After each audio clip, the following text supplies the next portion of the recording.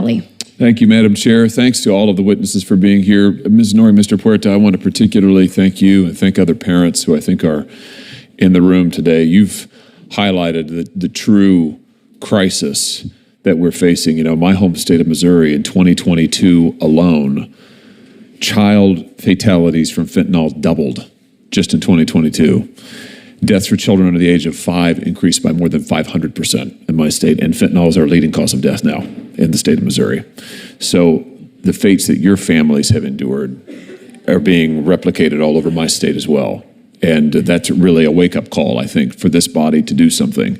And we absolutely do need to seal the border against those who would traffic illicit drugs into this country, and we need to prosecute those who are doing it. But I want to zero in on something that you both talked about, and you in particular, Ms. Nori, where your own children and your child was exposed to these illegal drugs, namely Snapchat and the social media platforms. You said a second ago that you have repeatedly reported drug dealers and other illicit posts on social media platforms using the platform's own reporting rules. And I think what you said is that most of the time, the vast majority of the time, the answer you get back is, well, this is a valid account or they otherwise can't do anything. Did I hear that correctly, Ms. Nori?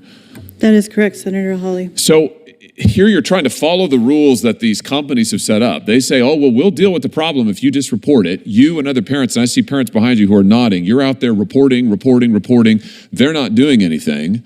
And I noticed that you also, I've read your written testimony, you had a meeting with Snapchat executives. I think you were there for that too, Mr. Porter, in the spring of 2021. That's correct. And they told you, just walk us through that, Ms. Noring, if you would. You reported to them what was going on their own platform, and they told you what exactly? The first three things out of their mouth was, we had no idea this was happening on our platform. You can't sue us because we're protected under Section 230. And as parents, you should have been monitoring your children better. My son was 19 when he died. Number one, how do you monitor an adult? Number two, how do you monitor a child on an app in which the whole allure to these kids is the fact that the messages disappear? And that was something that I brought up to their attention, and they really had no response. They don't care. They don't care, and I think it's interesting they pointed out to you that you can't sue them. Mm-hmm. What do you think one of the reasons is that they don't really change? I mean, here you are, you're meeting with them, you're reporting these incidents, you're reporting this illicit activity on their platform, they're not doing anything about it. I mean, do you speculate, do you have a guess as to why they don't really ever change their behavior? There's no incentive to. And even with the in-app reporting feature, that was something that they pointed out to us, like we should have known that this existed.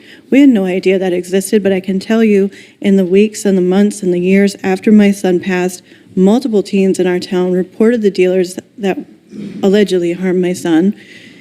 And all that would happen is they would take down the account. These dealers would go and get a new burner phone, set up a new account. Snapchat told us they had IP blockers and Wi-Fi blockers to recognize the devices. These dealers are buying burner phones. They're going to, I don't know, your coffee shop, your school. You're going to the library and setting up a new account. Our dealers in my community laughed at Snapchat. They're like, haha, they tried to bamboozle us. We're back, baby. Seriously.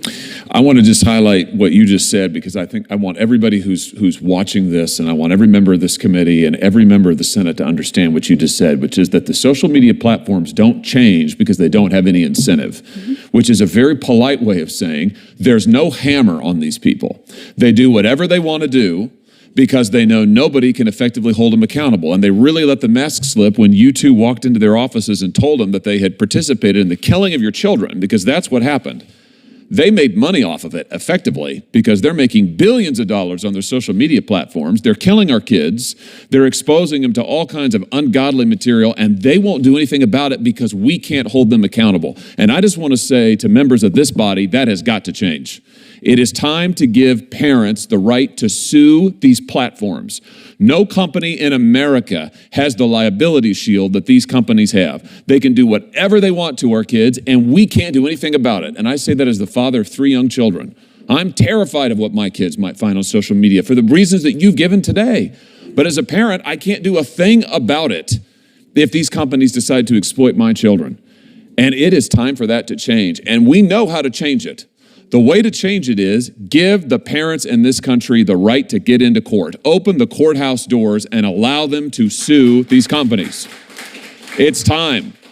And until this body takes that action, I just have to say almost nothing else we do is really serious. You can try to fine them, they don't care. You can change the rules on reporting, they'll evade it. You can slap them on the wrist, they won't do anything. Until plaintiffs can get into court, nothing will change. And so I will introduce legislation, this Congress, to allow parents, to allow you to go to court and sue these companies. And I call on every member of this committee and every member of this body to support this effort to get justice for your children. Thank you for being here today. Thank you, Madam Chair.